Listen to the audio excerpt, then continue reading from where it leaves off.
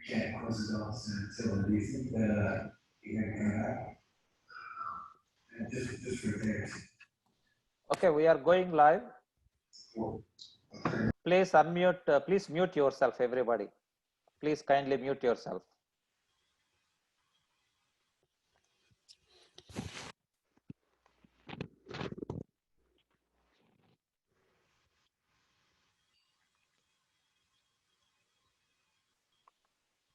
Okay, good afternoon and good evening, everyone. Thank you for joining this Rotary Club of Silicon Andhra webinar presented by our vocational services. And the topic for today is Leadership Trends 2020 and Beyond by Skip Pettit. I would request the chair of the vocational services, Dushyant Naidu Paligaram Garu, to introduce our speaker today. Dushyant Garu, go ahead, sir. Thank you, Raju Garu. Hello, welcome all. Thank you for joining this Sunday afternoon. I'm very happy to introduce Charles Skip Pettit. He will be presenting Leadership Trends 2020 and Beyond. Skip brings his 20+ years of training experience in United States, Canada, Europe, and Asia to this insightful webinar. He will be touching on workplace strategies, team building, employee engagement, succession management, diversity, inclusion, and various other topics too. Without any further delay, I would request Skip to introduce himself and get started. Skip, welcome to the Rotary Club of Silicon Andhra. Thank you. Thank you all for inviting me. This is my second time here. I appreciate it. The last session we did, we talked about leadership as well. And I was asked if I would come back a second time and share some of the other stories that I didn't share in the first session. My leadership was really developed, I believe, in my 20 years in the military. And while in the military, I had an opportunity to serve under some really strong and very effective leaders. And I had an opportunity to serve under some who were not very good at all. And I learned something from each of them. So I will share a couple of stories during our time this evening. If you have a question and you would like to have me address it in the middle of our presentation, then by all means, you can type in a message and send it in, and I will try to answer those periodically if we get an opportunity to do that. And I'm wide open to questions. And if I don't know the answer, I'll just tell you I don't know. In my experience, I don't know the answer to that. But I do have a pulse on a lot of things that are going on in the workplace now. Tell you a little bit more about me. I'm president of International Training Consortium. We are a group, a consortium of 100 training companies working together. And we design and deliver training on almost any topic you can imagine. From traditional leadership to mentoring to coaching to managing conflict in the workplace to cross-cultural communication to cutting-edge IT, blockchain and cloud and Python and cybersecurity and any number of other topics that you might imagine an agency might need. We call ourselves a small college in your back pocket. So if I don't know the answer to your question, odds are I know somebody who does. So please feel free to participate. As much as we can make this a two-way dialogue, that would be great. But so let's talk a little bit about, there are at least 10 different types of leadership, and you can look that up on the internet. My sense is that if you're going to be an effective leader, there are some things that you need to have. And if you're going to create an environment where people trust you and your leadership, there are some specific things that you need to do. So my first opening comments before we get into the PowerPoint slides are going to look at the importance of knowing your style. There are 3 styles that I find myself predominantly dealing with right now as I manage my business. All of my workers, except for my wife, are working remotely. So I've had to change my management style. I can't just walk into the next office and have a conversation with one of my employees. And so I find myself in a unique situation now where I'm using a new leadership style, which we called unbossed, U-N-B-O-S-S-E-D. Now, coming out of the military, I had a command and control. It was very regimented. If you had higher rank than I did in the organization, then you could tell me what to do. Command and control is outdated now, and we'll talk a little bit about that in a minute. It still works in the military, but it doesn't work well in our organizations. And I see sometimes former military leaders who get hired in companies, and they come in and they try to run it like the military, and it doesn't work. So the 3 primary styles that I find myself using right now, the first one is servant leadership. A servant leader is someone who believes that he or she is here for the organization. The organization is not here for them. They are here for the organization, and they do whatever they can do to make the organization a respectful workplace, an inclusive workplace, and one in which people have a servant mentality. I am here to serve you. I'm here to serve my customers. And I have external customers who hire me, but I have internal customers.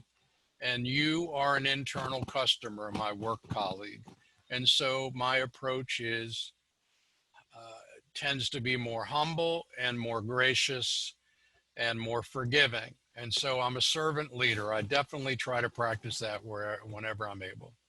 Second is research from Blanchard back in the 70s, where he found situational leadership. Leadership depends on what situation you're in. And there are 4 different styles of leadership that you can use. The more mature the person or group that you're working with is. The first one is you're telling them what to do. You're not asking for their opinion. You don't care what their opinion is. You know what's needed and you tell them. Excuse me, Skip. Yes, sir. Are you showing the slides? Say it again. Are you showing the slides? No, I'm just talking before we do the slides. Oh, okay. Okay. Sorry about that. I'm so sorry. No problem. No problem. So, so situational leadership is very important for me because I'm working with other professionals and they're just as professional as I am and they're just as experienced as I am. So I don't go in and try to tell them what to do. I try to work collaboratively with them. So what I would suggest to you as you further develop your leadership is find out there are many different types of leadership. Find out which one is the most natural style for you. If you try to be something that you're not, people will see right through it. So find a style that fits for you, that makes sense for you, and that allows you to be successful. So those are my comments on the 3 styles. I'm a servant leader, I'm a situational leader, and I'm an unbossed leader. So let's talk about command and control before I start watching the slides, going through the slides. Command and control in many organizations now where I tell you what to do and you just shut up and do it, that's not working very well. The pandemic has reset the conversation for leaders. And now we have to manage people remotely. Some of you have been doing that before, but now we have a very large majority, over 60% of our workforce is working remotely. And it occurred to me that there is no book out there right now that specifically addresses the needs of a remote worker. So a colleague and myself will be coming out with a new book on strategies for remote workers. Lots of books out there on how to lead remote teams, but there's not a lot of information for if you're a remote worker for the first time, what to do. So the pandemic is restructuring the way we do things. HR, human resources, has had to change its style, and it's becoming more of a quote unquote unbossed style. And so what lessons can we learn from this crisis? I believe there's a few. One of them is it's important for you to be self-aware and have humility and have some patience. We're all learning how to do this. This is a different dynamic for a lot of us. To all of a sudden be working at home with our family and our children and our dogs and cats and our grandparents and whoever else might be there, and not being able to go into work every day. For a lot of people, that is a very difficult challenge. And as a leader, I need to recognize that.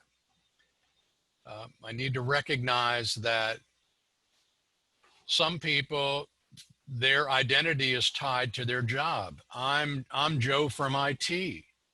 And now all of a sudden there is no IT department. Everything is dispersed. And so I very much have lost my identity, and I very much have lost visual contact with people. People don't see me. They're likely to forget about me. So my job as a leader is to make sure that that doesn't happen. We have to trust people and give them the tools that they need so that they can be successful. So these are some of the kinds of things that I think we're going to see more in our workplace. So feel free to interrupt me as I go through the slides. I'll try to make this as relevant as I can to the IT community. I'm not an IT person, but I present IT classes and I manage IT professionals. So that's where I'm coming from this. So my mission here is to create and deliver effective training, consulting, coaching, and mentoring. That's really what I've been about for the last 28 years since I left the military. And we design strategic solutions for organizations just like you do so that customers can solve problems and have return on investment.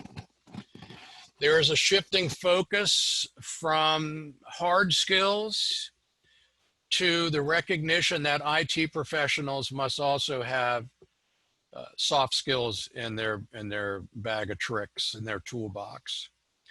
So the role of a leader in managing a diverse workforce is one that combines technical skills with soft skills.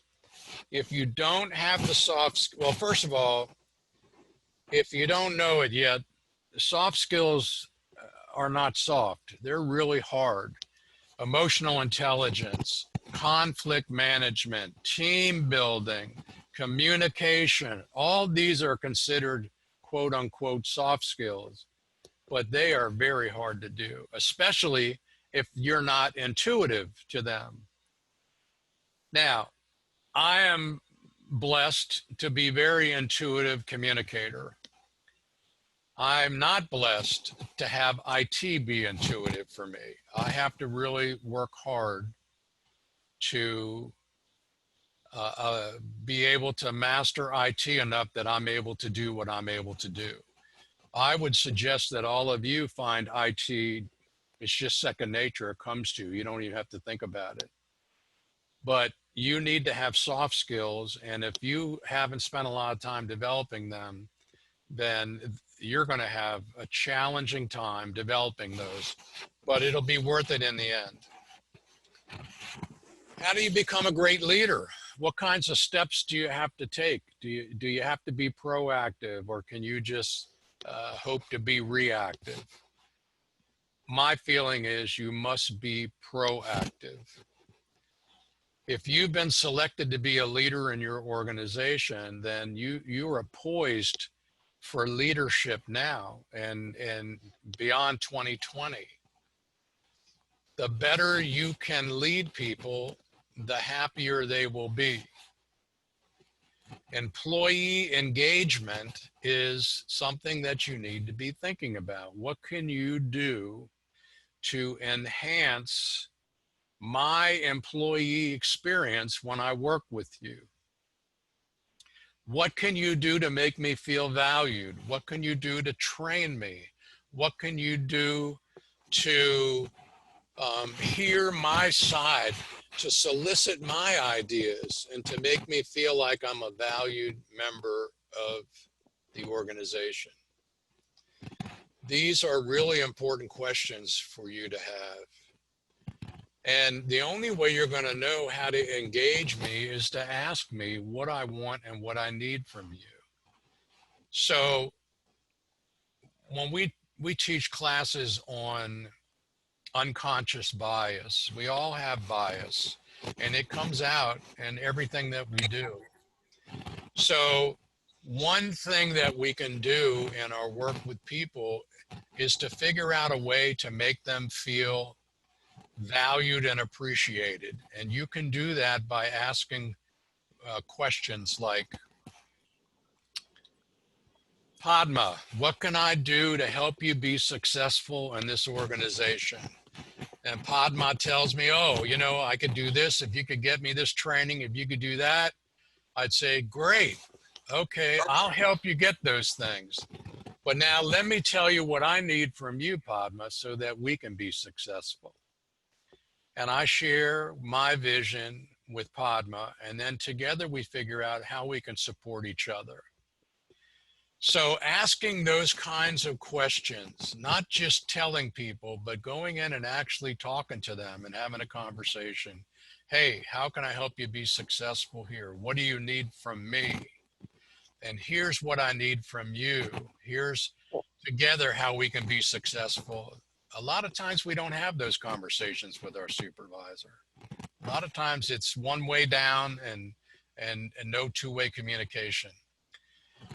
What can you do to foster equity and inclusion in your meetings?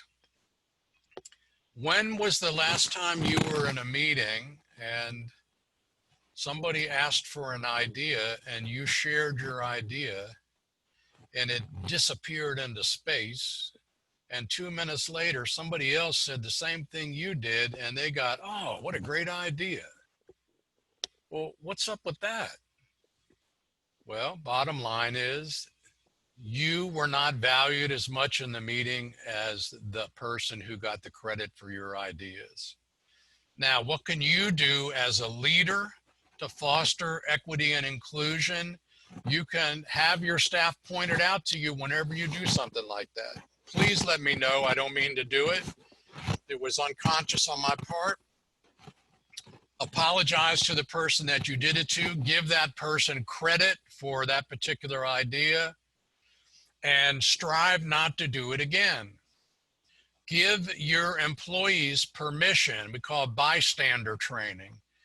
And we use it in sexual harassment training. We use it in anything where there is an inequity in the workplace or a disrespect.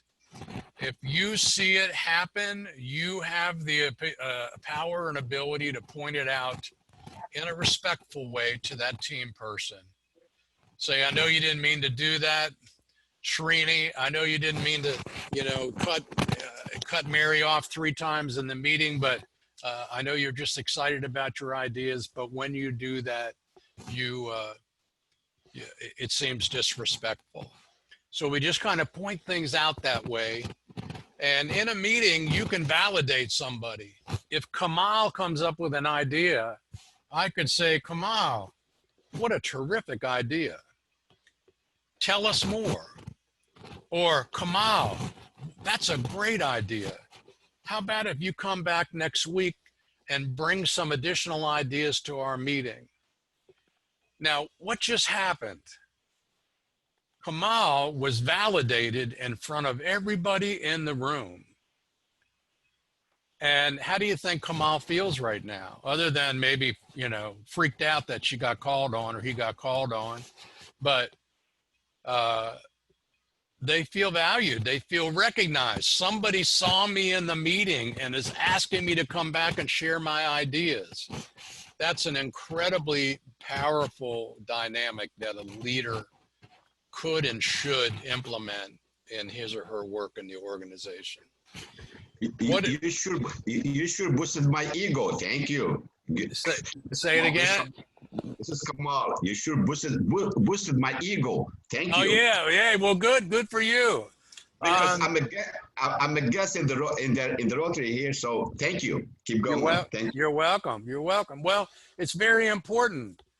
It's important that you validate people. And now look, now I'm a little biased on this, so you know, you can yell at me if you like, but you know, IT people many times tend to be, or STEM people, scientists, engineering, mathematics, often they tend to be more reserved in meetings.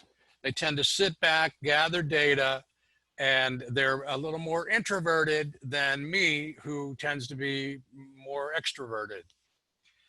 Now, one of the mistakes that extroverted leaders make is they think that if you don't say something, that you either are not interested, or you don't have anything to say, or you know, there's something wrong with you, or you don't care. And all of those things may be wrong. Some people just need time to take in information and process it. And then if they have something to say, they'll say it. But many times in a meeting, they go very quickly, and I go, forgive me if I mispronounce some of your names. Anupama. I call on Anupama, you got anything to say? Nope, no, not right now. Okay, and then I never come back to Anupama. Well, that's a mistake. Just because somebody doesn't say something, or they're not jumping out of their seat to share their idea, doesn't mean that they don't have good ideas to share with the group.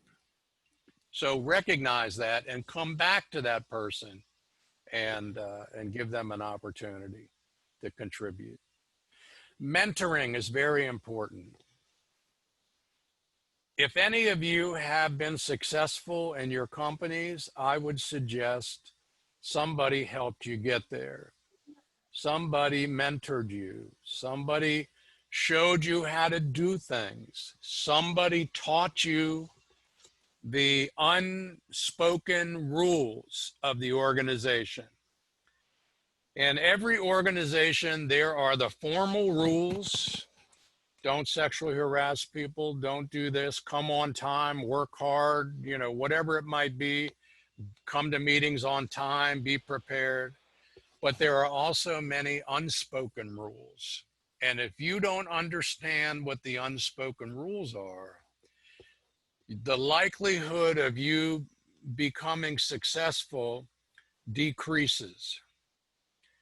So here's my first Army story. I told this in the last class. When I was in the Army, now I'm going to date myself. This is before computers. When I was in the Army, in the middle of my career, I was a Sergeant E5, which is the lowest sergeant you could be. I had 2 master's degrees. I had more education than my commanding officer, but I could not get promoted. I just did not know. I just couldn't get promoted. It was so frustrating. I just wanted to scream. So one day we had a senior sergeant in our unit who was a rough and gruff guy, Sergeant Graham. And he didn't normally give you the time of day unless he was yelling at me. But one day he came up to me and said, Pettit, you will never get promoted with that attitude. I was almost in tears. I'm like, Sergeant Graham, what are you talking about? I'm trying as hard as I can. I just don't know what to do. So he said, well, come on upstairs. So we went upstairs. He said, push those two tables together. So I pushed them together. He went over to a closet. He got out a big cardboard box. And in the center of those two tables, he emptied out 2,500 little pieces of paper, each 1 inch long. And each of these, we didn't have databases back then. We didn't even have computers back then. So these were all the positions in our command. I was in a headquarters. We had 53 people in the top of our headquarters, and we had 2,500 almost personnel in all the different hospitals and things. I was in the medical corps. So he said, go through these, find all the E6s, because I wanted to be an E6. I was an E5. He said, come find me when you're done. So I went through them, took me hours. There were 8 of them. I went to Sergeant Graham. Sergeant Graham, there's 8 E6s in the command. He says, okay, good. He says, see which ones are vacant. See if there's one that you can take by correspondence courses, and then let me know. So I go look them up. There's 3 that are vacant. 1 I can take by correspondence. I go tell Sergeant Graham. He says, okay, there's no money for travel. You got to take the one by correspondence courses. Send away for the books, take the tests, send them in, and get your certificate. So I sent away for him. A month later, I got them. I did the books. I sent them in. And 3, 4, 5 months later, I got a certificate. So we went and I saw Sergeant Graham. Here's my certificate. He says, let's go see the colonel. Well, Sergeant E5s don't go see colonels. Colonels are 1 step away from generals. I'd never been to see the colonel before. I was terrified. We go in, and Sergeant Graham and I stand next to each other. I salute the colonel, and he says, Colonel, this is Sergeant Pettit. We have a vacancy in the command. He's qualified for it. We'd like to promote him. What do you think the colonel said? Colonel said, sure. I had no idea. Freaked me out. I said, thank you, sir. I immediately left there, and where do you think I went? Don't say the bar. I didn't go to the bar. Where do you think I immediately went? I went back upstairs and pushed those tables together. I made E6, E7, E8. I was up for E9, which is the highest sergeant in the military when I retired. Because Sergeant Graham took 10 minutes out of his life, he changed my whole life. I wasn't afraid of doing the work. I did not know how to make the system work for me. Now, some people, you know, they roll a carpet out for them. You know, you're the golden chosen one. Well, that was never me, and maybe that was never you. So we have to figure out a new way of doing things. So I have a book I would recommend that you read. It's called The Third Door. Came out a couple years ago.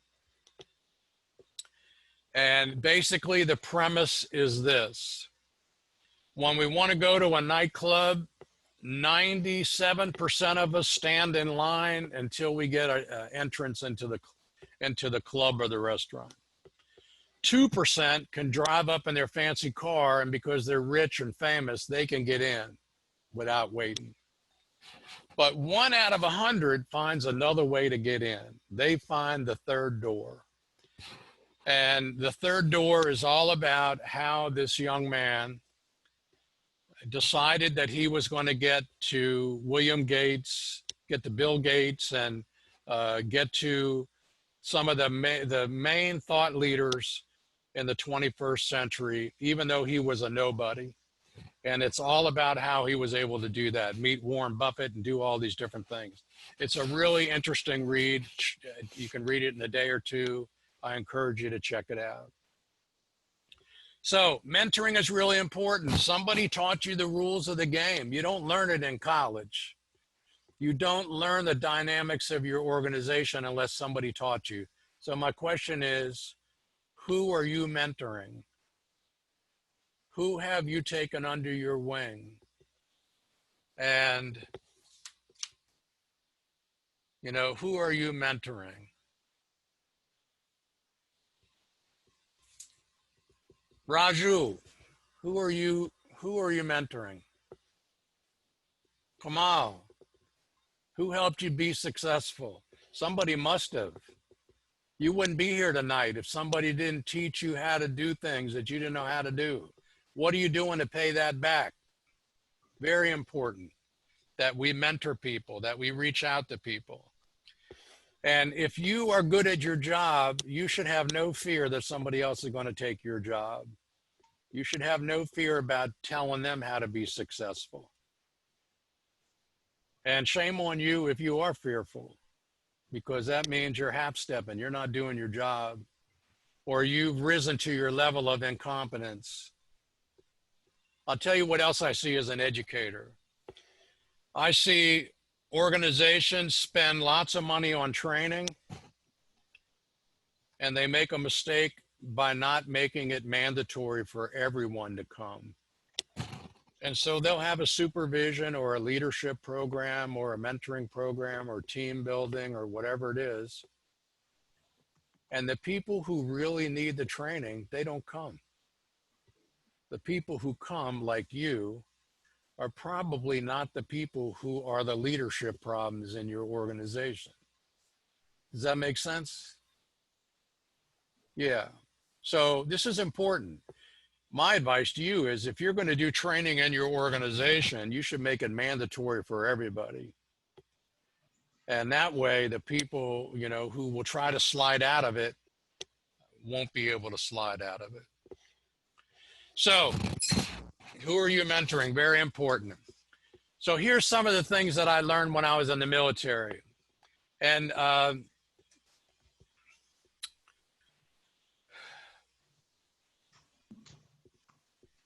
had an opportunity to serve under Colonel Homer House.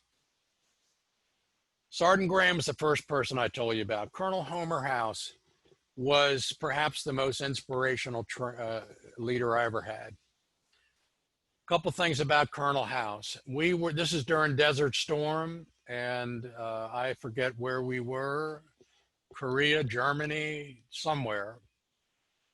But I was the first sergeant. At this point, I had risen all the way up as high as I was going to get in the military. And I was in charge of all the troops. And Colonel House was my commander. So Colonel House told the company commander what to do, what he wanted, and the company commander told me, and I made it happen. So one evening, Colonel House and I are out waiting for a helicopter to pick us up. It's the only time I can ever recall that we were alone. It was just he and I. And I said, Colonel House, you fascinate me. You know, can I ask you some questions? Now, let me tell you about Colonel House.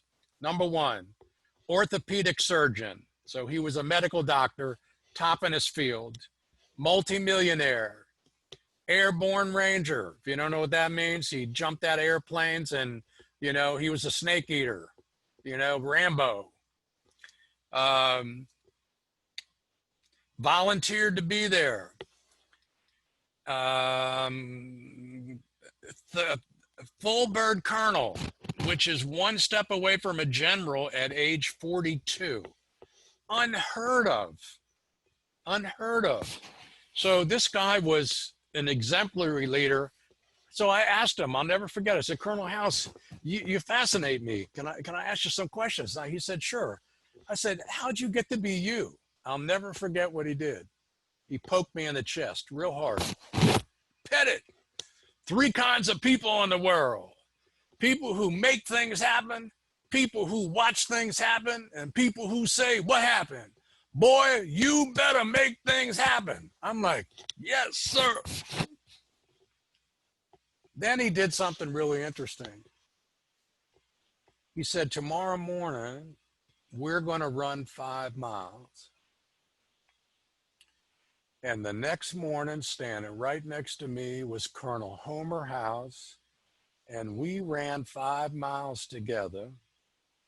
And I remember running next to that man thinking, I will follow you anywhere. A couple years later, I had a commander said, hey, Raj, you're going to go run 5 miles tomorrow. I'll be in the cafeteria drinking coffee. Come get me when you're done. I remember running those 5 miles too. You dirty dog. So, which one took the high ground? Who was the exemplary leader? Colonel Homer House. That happened over 30 years ago. I'm still talking about it. That's an inspirational leader. Colonel O'Connell, God bless him. Colonel O'Connell worked as the number 2 for Colonel House. He was a great number 2. He was a fabulous number 2. But when Colonel House had to go away for a couple of weeks, number 2 became number 1. And that was a disaster. Colonel O'Connell had a very strong desire for you to like him. So he went to everybody in our unit and he asked them, what do you think we should do while the colonel's away? So Dush said, oh, I think we should do ABC. And so we say, okay, that's what we're going to do. And then Raju says, I think we should do DEF. Yeah, no problem, man. We'll do DEF. And Padma says, well, I think we should do JKL. Yeah, that's what we'll do. No problem. He told every one of us something different, what he thought we wanted to hear from him so that we would like him. And in a day or two, it was total pandemonium because 53 of us had no idea what was going on because he had told every one of us something different. So fortunately, Colonel House came back after a couple of weeks and Colonel O'Connell went back to being number 2. He was a great number 2. But some number 2 should never be number 1. Keep that in mind. Just because you're really, really good at what you do now does not mean necessarily you're going to be really, really good if they give you a promotion. Colonel Rainey, I'll never forget him. He's the only guy in my whole life. I'm 70 years old. I'll be 71 in a couple of months. I've been around the block. He's the most inspirational leader that I ever directly worked with in my whole 70 years. Colonel Rainey came into our organization and he knew every single one of our 53 jobs better than we knew our own job. That's unprecedented. Imagine somebody coming to your company knows how to do all your jobs better than you. Then when Desert Storm hit, when you go into combat situations, you have 24-hour workday. So you each work 14 hours. You have a 12-hour shift. You come on an hour early, an hour later. You come on an hour early for them to tell you what just happened in the last 12 hours. And you stay an extra hour after your shift to tell the new people coming in what happened during your shift. So you work 14-hour days. Colonel Rainey worked the first shift with us, 14 hours. We all went home. He stayed and worked with the second shift to make sure they were together and knew what was expected. And then, of course, 14 hours later, it's now his shift again. He had to stay and work the third shift. He worked 36 hours without any sleep, dead tired, but he did what he needed to do to protect his people. And in my mind, an effective leader is someone who does what it takes, no matter what it takes, to be there for his or her people. Now, I've also served under women who were exceptional leaders. I didn't put down here, I didn't think about that, but Colonel Winters was the best chief nurse I ever served in. So those of you who are working with women, you don't think for a minute that just because you're the man, you're the smartest person in the room, or you're the best leader. There are women in your organizations that can be phenomenal leaders if you give them an opportunity and you mentor them. So anyway, I have lots of other stories, but you know, we're running out of time here. So here's some IT trends that you might want to keep in mind as if you're going to be a leader or you are a leader now. So leaders cultivate the human capital of your organization. So you've got a certain amount of people to work with. You've got to figure out how to make the most out of them. If they're a diverse workforce, you've got to figure out how to take their diversity and use it as a strength. A lot of people think diversity is just race, gender, age, ethnicity, things like that. But that's just one little tiny piece of diversity. Diversity is all your skills, all your talents, all your experiences, everything you bring to the workplace. How do you take all of that and create an opportunity for people to be successful and to make a contribution? So we're seeing more and more training in the area of inclusion. It's not enough to have a diverse workforce. You have to have an inclusive workforce, and you have to have equity. So it's an exciting time for top to bottom transformation in organizations. Trends are shaping it all the time. We have new technologies. Look, we have Zoom now. We didn't have that a couple of years ago. For 20 years, they threatened my training business was going to be taken over by online training. And for 20 years, it never happened. And now all of a sudden, all classes are remote. And fortunately, we have the technology that allows us to do that. So it's a great time for you to take a look at your organization and top to bottom, look at how you can transform it to be even more effective than it is right now. So information systems, back in the day, the IT function has really gone through some changes. Back in the day, if you were an information security person, you just pretty much did information security stuff and that's it. But now in today's world, you're liable to be involved in all kinds of things: architecture management, setting standards, software development, new missions, project management, all kinds of things, managing remote teams. All of these things now fall into information systems leadership.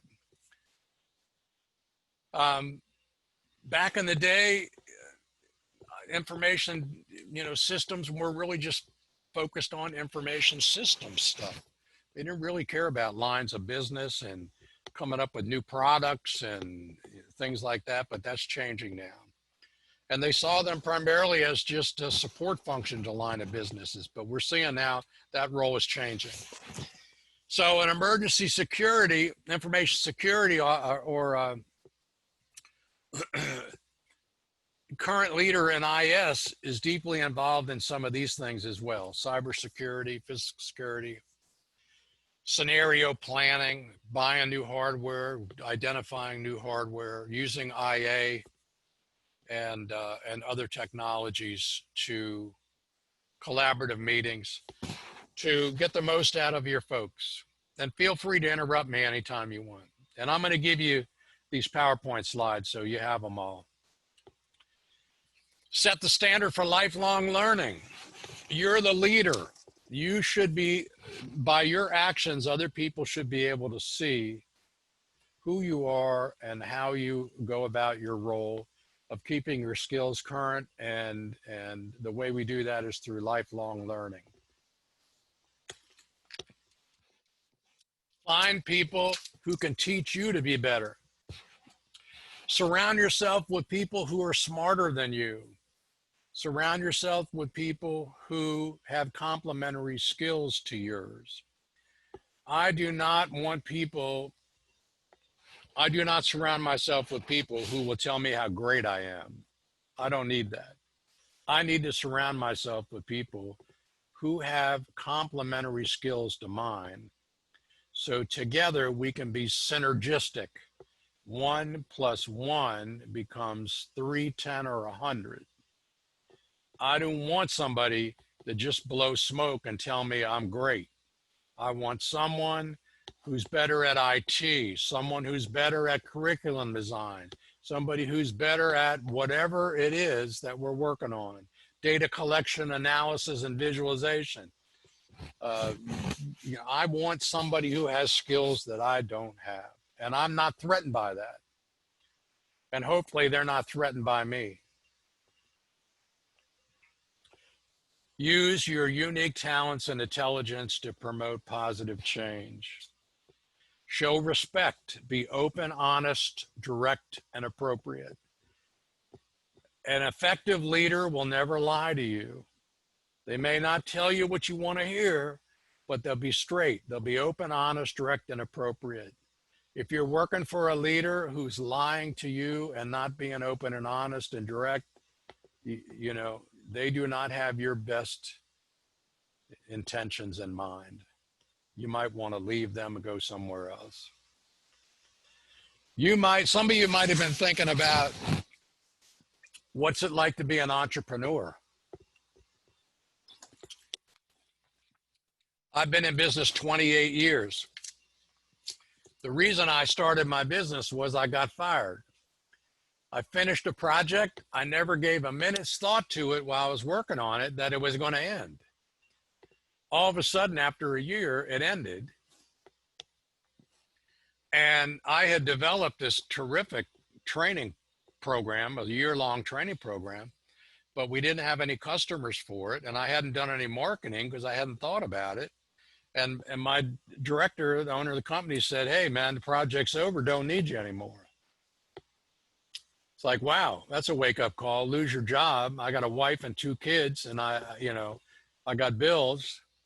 But that was the incentive for me to call back the customer I'd been teaching and said, "Hey, could I use you as a reference? I want to say I designed your training and I taught it." And they said, "Sure." And that gave me a heads up on somebody just starting out brand new. And after 18 months, I was able to just full-time become a training contractor. If you ever thought about being an entrepreneur, now there's no better time than doing that now. Don't be afraid. The worst that'll happen is you'll learn some things. You'll learn from your mistakes, and you pick yourself up and move on. Honor the ideas and opinions of others. There's nothing worse than a leader who takes credit for your work, steals your ideas. Offer to help people. Don't wait for them to come to you. Some people won't come to you. They're afraid. It's just not their nature, or they'll think that you'll see that they're not smart, or they're not, whatever they're thinking. They anticipate their needs and go to them. Don't wait for them to come to you. Keep an open mind. If somebody has a new way of doing things and it's different than yours, don't shoot the messenger. Say, "Thanks, I'll take a look at that." And if you go with their idea, acknowledge them. It's very important. Open, honest, direct, and appropriate. And if you're not, people know you're not. And they're going to go tell other people that you're not. You have to have empathy for people.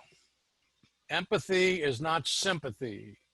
Empathy is, I feel your pain. I feel your frustration in this new change. I feel your fear in our new direction that we're going in. So have an empathy. and helping people move through transition and admitting yourself, hey, I'm scared. I don't know what I'm doing either. I don't know where things are going to go. But let's work on this together. We got enough smarts here to figure this out. Social responsibility. Give time and energy to beneficial things. Cooperate with other people. Do what you got to do for the good of the organization.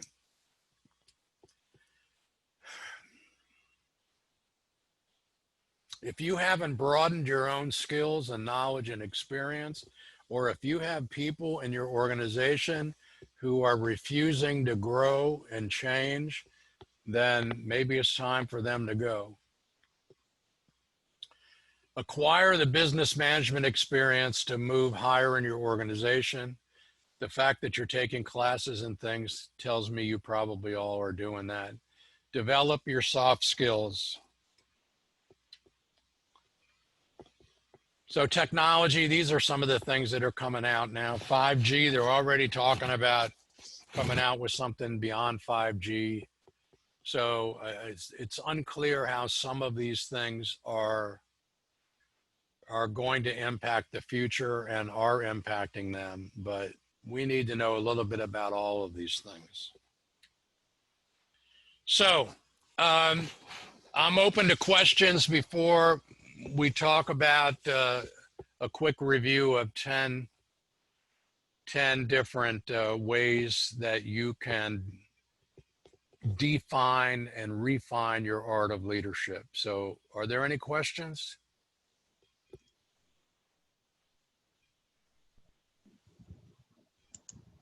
Yeah. Hello. Yep. Thank you.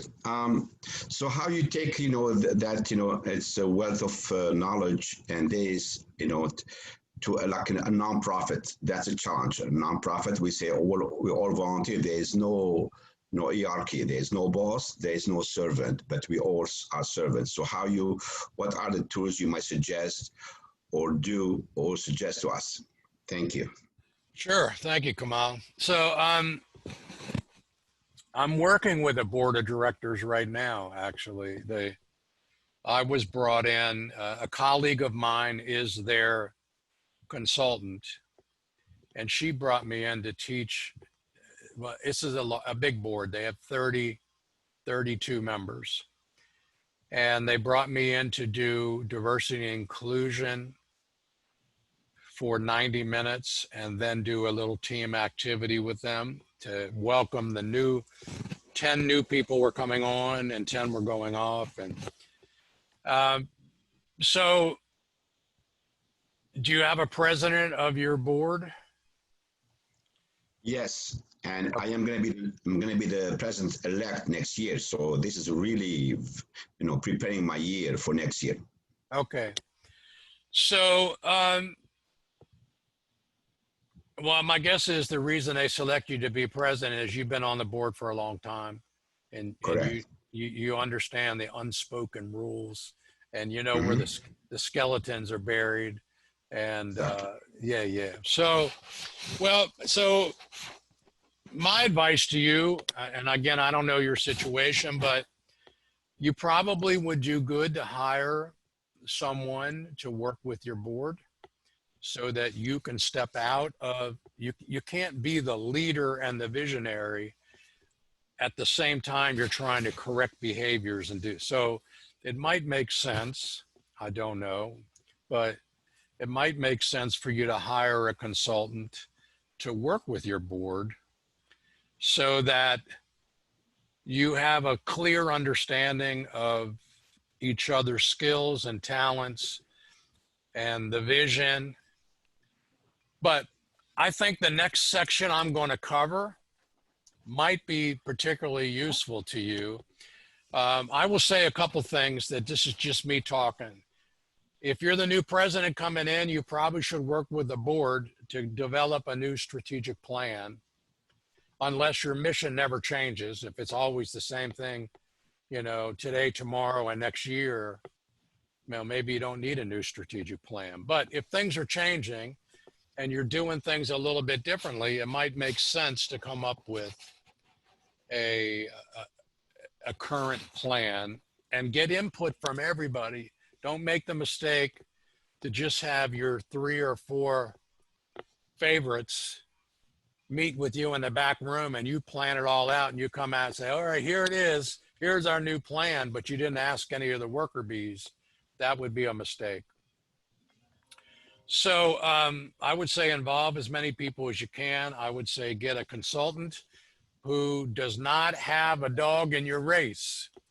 They're not obligated to, they'll tell you the truth. So that's what I would recommend. Let's take a look at these. Defining and refining the art of leadership. So you should have a vision. You're coming in, you should have some ideas come out for how you're going to do things a little bit different. You've been serving under another president. Maybe you were happy with he or she, or maybe you weren't happy, but now, you know, you're the new president. What are some of the things that you want to see? And what is your vision, and how are you going to solicit ideas from everybody on the board in a way in which you can use them? You don't want to get bombarded with lots of new things, but you want to include people in there. So what's your vision? How can you make it bold and ambitious? How can you aim high? How can you take your team and define the right vision? So it's not a hustle. It's got to be genuine and heartfelt. Tell me about your board. What's it a board of directors of? Well, the board of directors, we have like the 5 Avenue service, you know, the chair of the vocation, chair of, we have, of course, the basic secretary, president, secretary, and we have the treasurer. Then we are 11, we have the chair of the vocation, foundation, membership, and youth and community service. And when one is in large. So that is really what is, and what is the mission? Well, that's a good question. The mission the mission is just the mission of the president this year. That's said like we want everybody to be engaged to donate the donation for the 3 buckets: the foundation, international, and the Polio Plus, and our Dublin Foundation. That is the mission of the president. What's the mission of the board of the organization?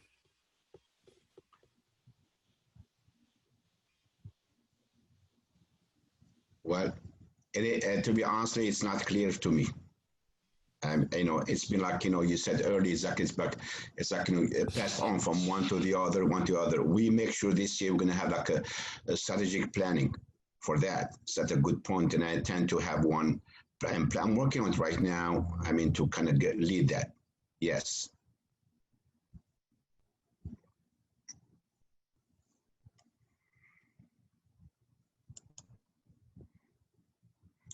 I hope, did that answer your question? Are you muted? I can't hear you. Sometimes it. Oh, okay. Hang on a minute. Can you hear me now? Yes. Okay. What is the overall mission of your organization? What do you do? Do you social services? What? Okay. Oh, okay. Well, it's like, you know, as a Rotary, you say service above self. We all serve. So we have the community within, and we help, you know, others international, and that's why we're a service. You know, we all to the top. We're a service, you know, organization. And just like, you know, but when you say a vision for specific club, then it's not really defined for, you know, like, you know, the board's eyes. But the Rotary is a service it's a service donating locally and internationally. But do you do healthcare? you work with children? Do you work with Oh, okay. medical? Oh yeah, no, we're very active in COVID-19. We gave 3,000 masks. We help mothers in the community with financially Christmas. We give bicycle at Christmas for this. Yeah, we do projects, but when you define what is the vision, it's just when we enter 11 years in the Rotary. Okay, we serve, but it's like at the club level. That's what I'm trying to kind of make everybody know. But we do serve, we do within the community, from kids to adult to seniors.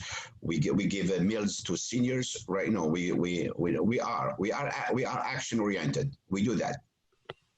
Okay, great. But when you ask me what's the definition, and if I made the second question, I think the challenge is I've been there 11 years. I always, in a fundraiser, it's like, probably 90% of the club. It's the Peralta law, 20-80. 20% in the club, and you always the same people work hard, do fundraising, and that's a really challenge because it's a nonprofit, and I'm trying to kind of maybe light some tools, some like a little bit, some nuggets. I can really make it functional to me. That's also the engagement. That's really the word, engagement of a majority, and everybody can tell 20-80, always the same group, 10 That's people right. in the group. Yeah, and that's a problem. As the new president, well, yeah, it's tough. But yeah, you have some people who want to belong, but they don't want to do any work. They just want to be able to say, they're on the board. And it is 80-20. You're right. 20% of the people do 80% of the work. And but also, I mean, you as the leader, you can be very clear. You can meet with every single board member and tell them what your expectation is. If you're going to be on the board, I expect you to do this, this, and this. And if you're not going to do that, well, then I will, I'm happy to have you step down, have somebody else get on. Yeah. Otherwise, I don't think things are going to change unless you eyeball them and tell them what your expectation is. Oh, I agree. I'm very fortunate today attending, thanks to President Raju. No, I'm taking a lot of nuggets from you and make them functional. It's one-on-one. That's number one, one-on-one. Yes. And people then, and I have a good relationship with the members. I'm very active, they know, but I want to reach one-on-one, not as a group. So no, I mean, thank you. Really, I'm taking a lot of nuggets. Then I am very fortunate and lucky today. Thank you. Well, thank you. All right. So, my slides aren't advancing anymore. I don't know why. You can stop sharing and reshare maybe.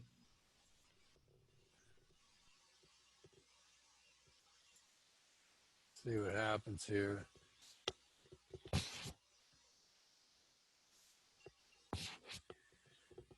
Oh, wrong slideshow. Sorry about that.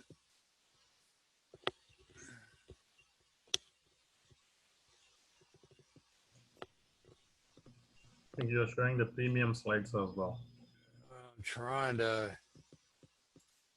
I want to close these out and open up the other one, but I can't. I don't see, this is not it.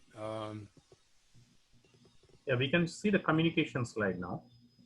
Yeah, but this is a different PowerPoint slide. This is a different slideshow. But it relates to what you're talking about, communication. That you have the words you say, you have nonverbal words. Everything causes stress.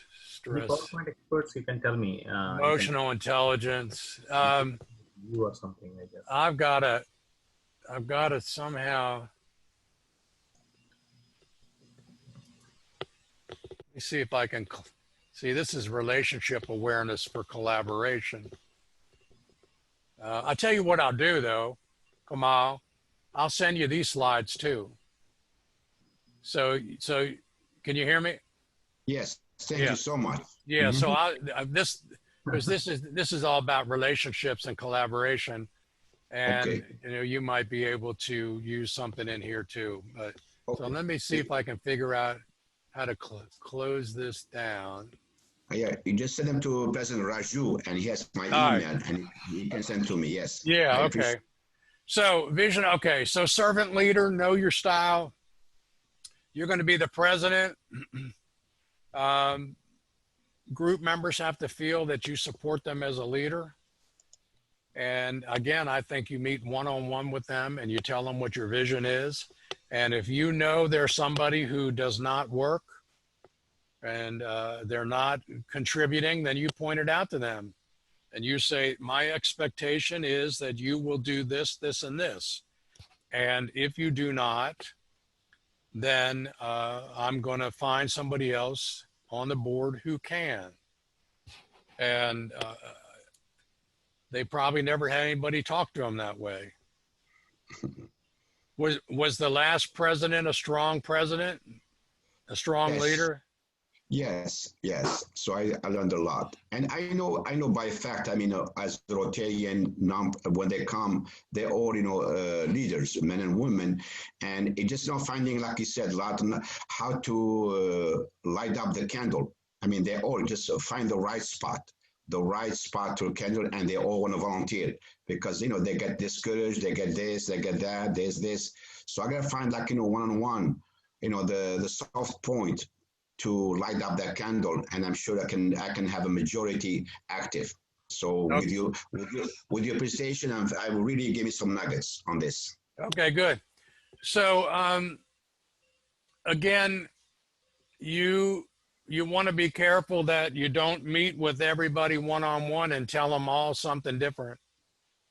You want to make sure you tell them the same thing. This is the vision. This is where we're going. This is your role in it. Are you willing to take on this assignment? If not, no problem. I'm going to give it to somebody else. But have the same conversation. Don't do what Colonel O'Connell did, where he met with everybody and told us all something different. And then it was crazy, man. All right, motivation. You got a leader can help motivate people. Some people need to be talked to and listened to. And we say God gave you 2 ears and 1 mouth. You should listen twice as much as you talk. And so sometimes people just need to get an opportunity to share what they're thinking.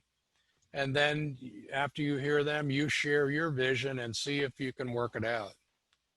It's not about talking in the middle, not about talking and giving orders. It's about listening and creating an environment for each person to contribute. Empathy is very different than sympathy.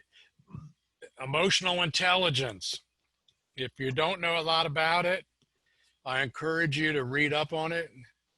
Emotional intelligence is our ability to work with people and to read people and understand people. They say IQ, how smart you are. IQ will get you the job. EQ will get you success. So just because you're smart doesn't mean you're good with people. Emotional intelligence, it's also called EQ, emotional quotient. EQ is your ability to understand and work with other people and feel their pain. Use empathy to inspire and establish a link with people. Empathy. Creativity. Leadership involves creativity. Create an environment where people can use their imagination. Ask them what they think is possible. This is a great thing for you to do at your strategic planning workshop. Ask the question, what is possible for us to do in 2021?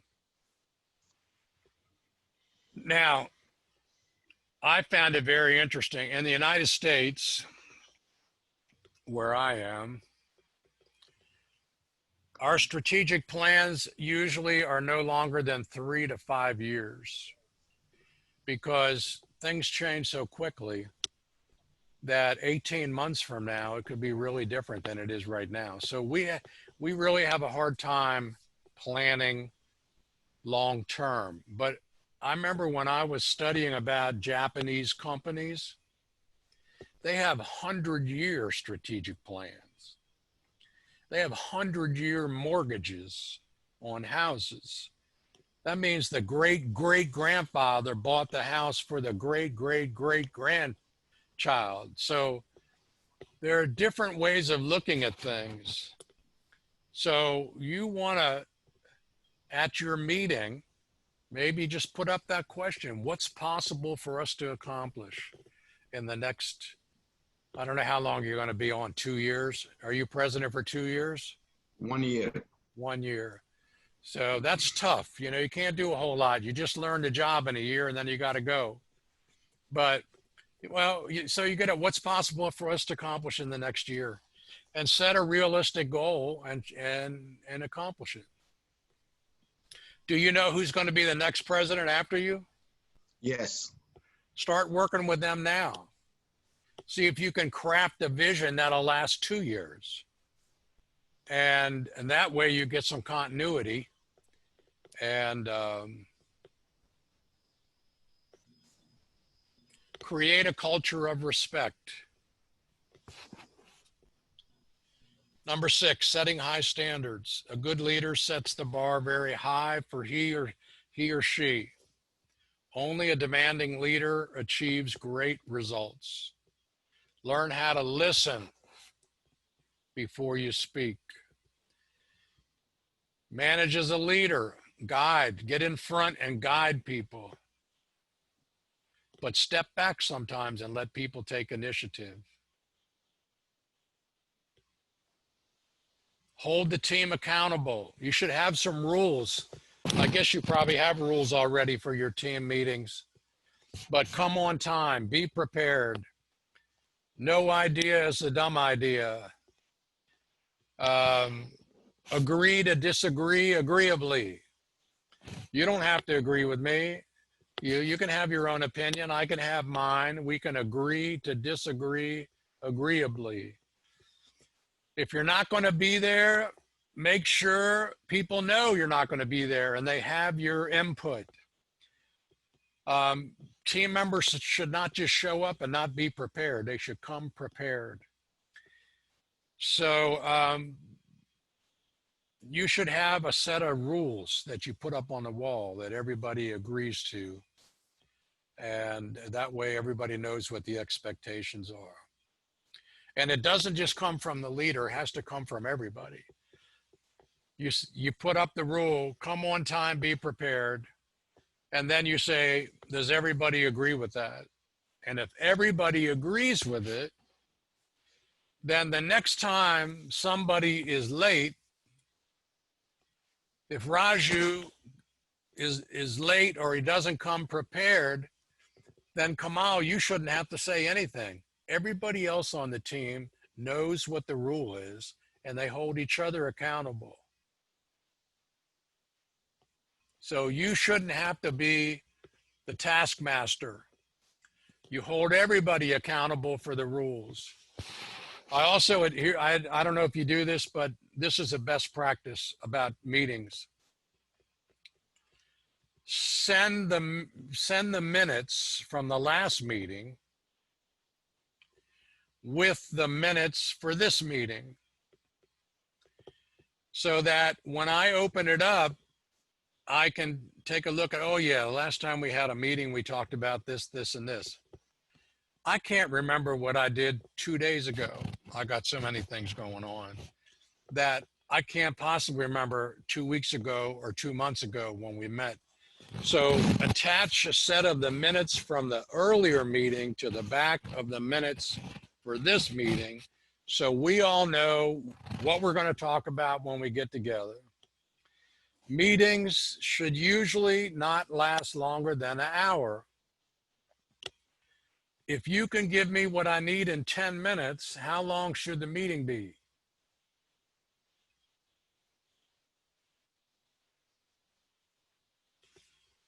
"10 minutes. Don't waste people's time."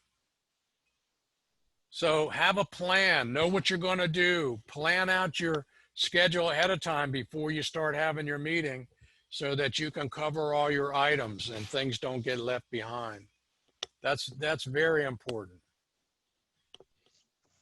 You know, sometimes meetings need to go longer than an hour, but a lot of times you can get it done in an hour.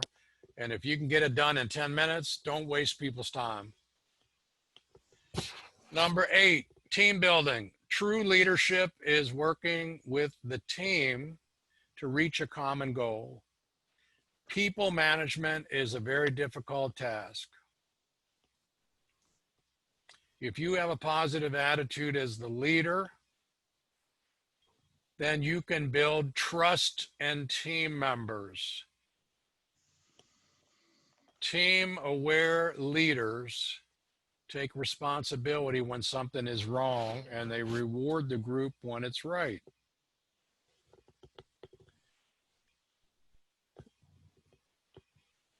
So, taking risks. The leader is the one for taking risks. You're responsible for that. Leadership or leaders are confident enough to make a decision. And if they make a mistake, they take their responsibility for it. Leaders see opportunities where others don't. Leaders spread enthusiasm for the vision and make things real. So if there's any way that you can get together with the other leader and plan 2 years in advance, I would recommend that. That would make perfect sense. Pick a 2-year plan that you have some continuity on. True leadership seeks continuous improvement. So you constantly want to get better and better and better. Leaders turn peoples into stars. You want to grow people and help them improve, develop their skills. So what's going on in the future? And tell me if you want me to stop, or I can go through these slides if you like. You want to stay on? You want to stay on? Skip, we can have for another 6 to 10 minutes, Skip. All right, good. So 6 workplace trends: more flex time, more remote workers, increased accountability, more women and leaders and diverse leaders, employee self-development, and human resources is going to play an important role. So the 4-day work week, in Japan, they have a 4-day work week already at Microsoft. They have a 4-day manager work week in some American businesses now. Employees are looking for more flexibility in their life. 5G phones are more powerful. They allow people to work almost anywhere. 90% of employees say flexible schedules increases their morale. So you, as the new leader, Kamal, you want to look for ways to give the team more flexibility to do what they got to do. Leading remote teams is challenging. 66% of companies now allow remote work. 16 are fully remote. So set clear standards. Meet face-to-face whenever possible. Accountability for radical transparency. You got to be open and honest with folks. If you don't know the answer, say, I don't know the answer, but I'll find out. Increase in women and diverse leaders. Global studies show that women in management in senior roles are increasing globally. 29% of senior management roles are women in business. Peterson Institute found a correlation between female leadership and profitability. You have women on your board, Kamal. you would be wise to seek their counsel, and you would be wise to use them as more than just administrative support. I'm married to a very smart woman, and I would not be as successful without her, and I recognize that. So if anybody on your board has this macho, I'm a man and, you know, everybody should listen to me, you might want to lose that attitude. Women are effective and productive in positions of leadership. It's been proven. Human capital management must develop future women leaders. Have you ever had a woman leader on your board of directors, Kamal? Yeah, 50%. We have the board is about 50% women and men. And this year is a woman, and after me is a woman. So we are very we are really a lot. Wonderful. I'm glad to hear that. Thank you. Thank you. So employees need to develop new skills. You can make people develop. You can't make people develop new skills as a leader, but you can influence them. So it's interesting that large organizations will function like universities now. They're talking about not even hiring people from college anymore in some places for certain skills because they're not getting the skills they need out of the college. They're talking about hiring high school students and training them. They get a better result in some fields. So your job is to coach and develop continuously. So, and then it just says human resources will play an important role. Organizations are getting flatter, less levels of leadership, less bureaucracy. You got to develop people. You got to confront the talent cliff. You got to mentor, coach, and job shadow and grow new leaders for the future. It sounds like you have a good balance of women in leadership. I encourage you to keep doing that. Focus on soft skills and collaboration. Very important. Technical skills are important, but soft skills and collaboration. Adopt a blended approach to leadership. So I think that's it. Advanced analytics wherever you can.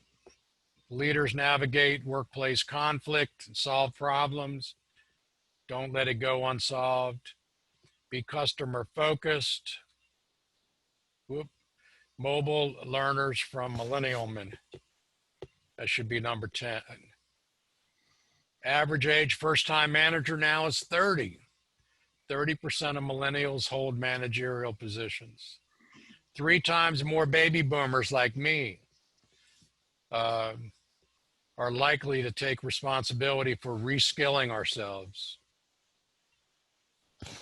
So anyway, there's some different things for you to think about. I thank you all for your time. I wish you all well in your endeavors. I hope you make a difference.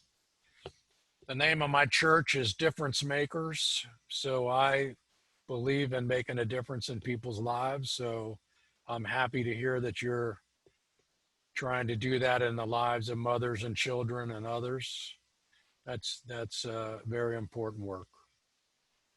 What else can I answer for you? Skip, thank you. Thank you very much, Skip. You know, we have learned a lot today through your talk. So many things. Can't hear you, Raj. Can you hear me? No? Hello? Yeah, I can hear you. We can hear you. Okay. So, so Skip, what I'm saying is thank you for, taking time and coming and helping, the Rotary Club of Silicon. Yeah, I can't hear you, Raj. Skip, maybe Can you hear me now? Yeah, I can hear you, Skip. I can't hear you. I can hear both of you. Yeah, I can hear everyone. Maybe Dushyant, can you speak? Can you hear me? Yeah. Yeah, Srini Tondagaru, I can hear you.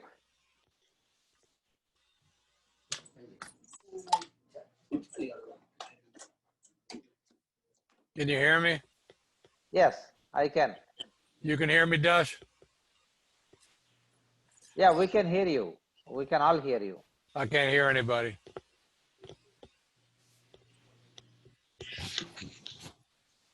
Anyway, thank you all very much. Yeah, thank you very much, Skip. You all take care. Send me your email. Sure, we will do that. Come out. Send me your email.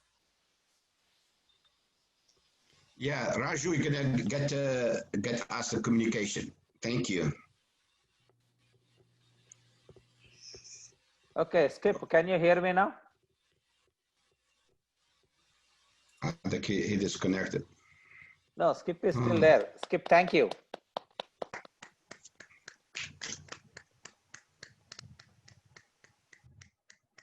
So, I wanted to take this opportunity to thank Dushyant Garu and Srini Thonta Garu, the chair and co-chair of our vocational services. This is very interesting and very entertaining, and there's a lot to learn from what Skip has told us today.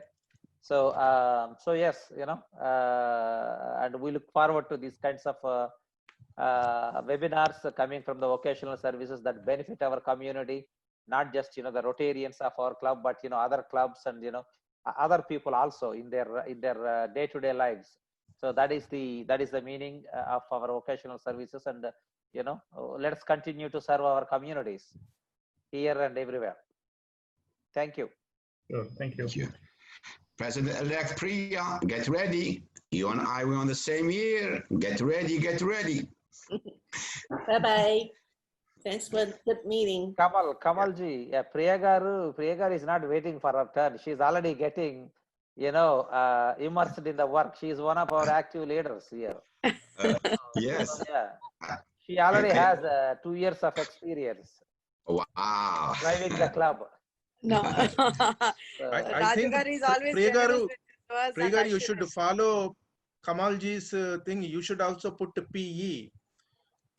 Okay, So I the will. pres- And For what? Kamalji, if I may say it again, in our first inaugural year, she was our, she had received the youth award from the district. Yes. Okay, so her energy, her insights, her leadership will take our club to the next level. Well, my club is paying for my Taipei. I signed up. You guys gonna send her to Taipei for the training?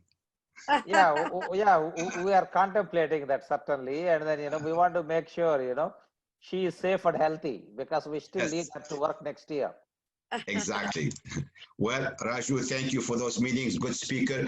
The chair for the speaker for the adjusting the speaker. Awesome. Really awesome. Thank you for keeping me in your list. Please always send me an email. Thank you so Certainly. much. Thank you, Kamalji. Thank you, Hanga. Thank you for joining. And everybody else. So our leadership meeting is in probably an hour. So we will see all the leaders back there, and Yes. I will have my own leadership training. Bye. Bye. Thank you, Hang. Nice to see you. Thank you, Thank you. Kamal. You Nice to guys. see you.